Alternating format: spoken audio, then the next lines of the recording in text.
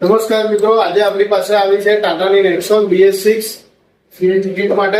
અને આ વિડીયો એટલા માટે છે કે જેને ગાડીમાં ડિક્કીની સમસ્યા હોય, જે સીએનજી લગાવ્યા પછી ડિક્કી નથી રહેતી, તો એના માટે આ છે.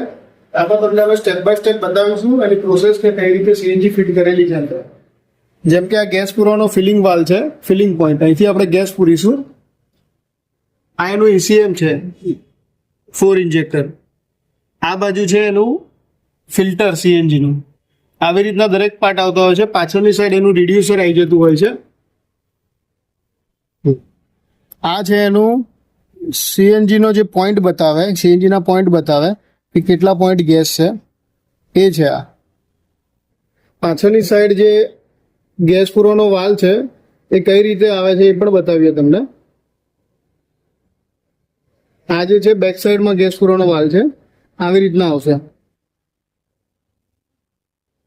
બેક સાઈડ પાછળ તે ટાંકી મૂક્યા પછી કેટલી જગ્યાએ રહે છે.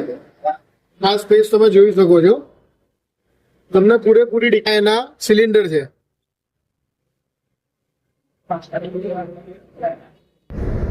આમાં તમને પૂરેપૂરી ડિક્કી સ્પેસ યુઝ કરવા મળશે તમને વાપરવા માટે. અને આ છે નેક્સોન. તો તમે પણ આવી રીતે ફૂલ ડિક્કી યુઝ કરવા માંગતા હોય તો અમારો કોન્ટેક્ટ કરી શકો છો. જય ઓટોમોબાઈલ્સ, નડિયાદ.